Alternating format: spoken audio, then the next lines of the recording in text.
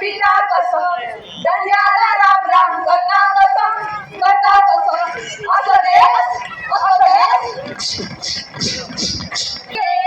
मला निघून वेळा लागे झालं झाल्या बरं झालं सखियाचा जगालागे सखियाचा जगालागे कार्तिक महिना मला निघून वेळा लागे मला निघून वेळा लागे फुले जाईचे बालपणी तुला बघले आईचे डोंगरामध्ये मोर हरवला पण मध्ये मोर असाच तऱ्हेचा माझा टिकलीसारखा गोवा, त्या गोव्यात या भारताच्या नकाशावर एक टिकली आहे आणि ही टिकली जगाच्या नकाशावर कलेच्या क्षेत्रात आज बरळत आहे. हे फक्त कशासाठी आज पाहतो आहोत, पण तुम्ही दिलेलं हे कॉन्ट्रीब्युशन जे आहे, तुम्ही दिलेलं हे योगदान जे आहे, तुम्ही दिलेली ही संस्कृतीची संरक्षण करण्यासाठी तुम्ही जो एक गुढी हातात घेतलेली आहे, त्यासाठी हा माझा गोवा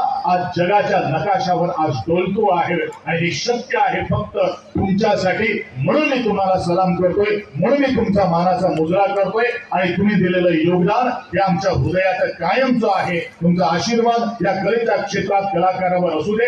मग एवढंच म्हणेन, ही कलाकृती फक्त तुमची कलाकृती प्रदर्शन करण्यासाठी हे व्यासपीठ नाही आहे. हे व्यासपीठ त्या महिलांसाठी आहे, त्या माझ्या बाल मुलांसाठी आहे. तुमचं व्यक्तिमत्व फुलवण्यासाठी, तुमचं व्यक्तिमत्व घडवण्यासाठी, तुम्हाला तुमच्या क्षेत्रात एक झळ घेण्यासाठी, तुमच्या प्रत्येक रस्त्यावर आलेले काठे दगड धोंडे पुसून काढण्यासाठी हा तशी तऱ्हेची व्यासपीठ निर्माण होणं तेवढंच महत्वाचे आहे. की जी आमची संस्कृती असा ती काही काळानंतर कधीतरी लूप जात असता, ती परत एकदा आमच्या भुरग्याक कळपाची, ताचेर परत एकदा त्याची आमची आवड निर्माण जावची. आणि त्यामुळे हे सगळे खास करून फोटो करणे, पसायदन, गायत्री मंत्र हे जे गोष्टी असतात ते हळूहळू आता मंत्र बी लोक विसरपाक लागले.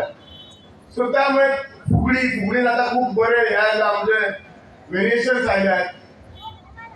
आणि ह्या खातीर शिक्षा विजयनी अशी संस्था असा की आमदार जावच्या पासून पयलीं सुद्धा हांव सुरू केल्लो तेन्ना आमचें काम फक्त बिचोले म्युन्सिपालिटी पर्यंत आसलें. पण हळूहळू काम आज आमी इतले वाडयला की संबंध मतदारसंघाक काडला. आणि हे काम आमी करताना फक्त आमी शिक्षण किंवा डेव्हलपमेंट किंवा हेल्थाचे इतल्याचेच नसून तर आमची संस्कृती कशी दवरपाचो, आमचो कल्चर कसो दवरपाचो हाचेर भर दिल्लो आसा.